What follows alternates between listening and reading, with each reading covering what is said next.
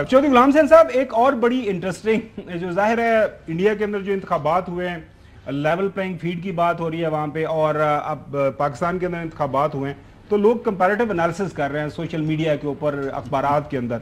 एक बड़ा इंटरेस्टिंग जो 3-4 पॉइंट्स हमने भी देखे और समझे, इसके ऊपर आपकी राय जानेंगे।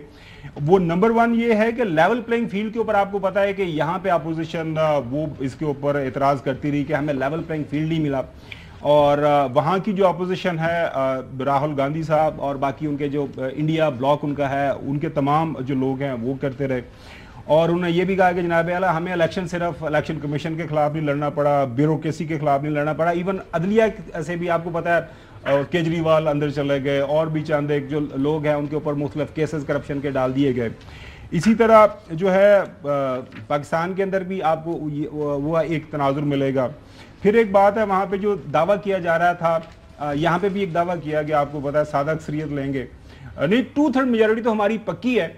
अगर 2/3 मेजोरिटी ना भी मिली, जो पाकिस्तान के अंदर इलेक्शन हुआ था, जाहिर है पाकिस्तान मुस्लिम लीग नून का ये दावा था। और नाज़रीन आपको याद होगा 2 दिन इलेक्शन से पहले एक तमाम अखबारात के अंदर एक इश्तिहार भी छपा था, वो देखिए कि जनाब हम पूरे नवाज शरीफ ज़ीर आज़म, अवाम ने अपना फैसला सुना दिया, नवाज शरीफ ज़ीर आज़म।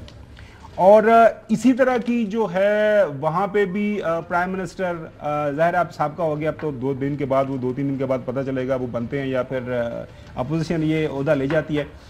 मोहतरम जो है मोदी साहब भी इस तरह के बढ़ के दावे करते रहे, सुनिए।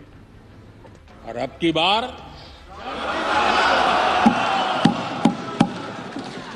पूरा देश कह रहा है, अब की बार मैं देख रहा हूं देश का मिजाज भारतीय जनता पार्टी को 370 सीट अवश्य देगा। देश ने नतीजों का ऐलान कर दिया है। अब की बार चौधरी साहब जी, योर थॉट्स। नहीं, अब देखिए ना, वहाँ के जो हालात व वाक़यात बताए हैं, और अगर कल आप राहुल गांधी की प्रेस कॉन्फ्रेंस सुन रहे थे, अगर नाम बदल दिया जाए और 1-2 हिंदी के लफ्ज़ निकाल दिए जाए तो लगता था कि कोई उमर अयूब या गौहर खान इस्लामाबाद में प्रेस कॉन्फ्रेंस कर रहे हैं, कि जो वाक़यात वो बता रहे हैं 90% वही चीज़ें वहाँ उन्होंने। जैसा आपको सुना देते हैं, जैसा आपको सुना देते हैं, सुनिए।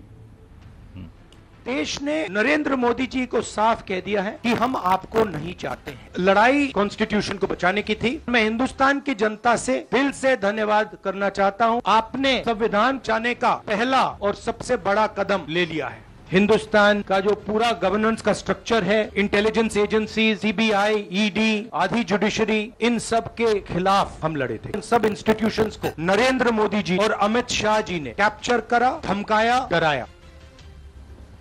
जी चौधरी साहब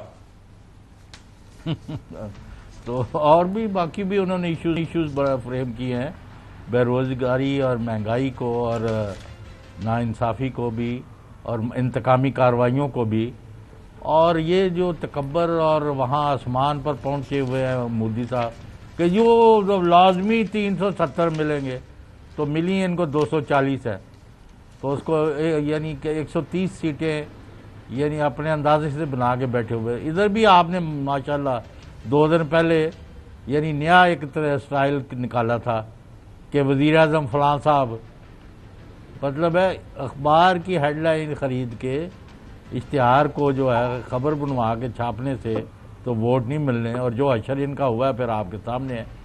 तो बहरहाल इंडिया में अभी फ़िलहाल इस अदम इस्तेहकाम का माहौल बन सकता किसी स्टेज पर। बज़ाहिर मैं समझता हूँ कि मोदी अभी बनाएंगे हुकूमत, लेकिन ऐसी नहीं होगी कि जो टिक सके या चल सके। आपको अच्छा नकवी साहब, मैं एक खाली बात बताना चाह रहा हूँ, कमेंट करना चाह रहा हूँ कि जो इंडियन मीडिया है वो नरेंद्र मोदी को बानी चेयरमैन तहरीक इंसाफ के साथ तशबीह दे रहा है। अच्छा जी, मैंने खुद सुना है जी, मैं आपको क्लिप दिखा दूंगा। चलो बात करेंगे वो, हाँ, वो उनके साथ तशबीह देता है। बिल्कुल जरूर बात करेंगे।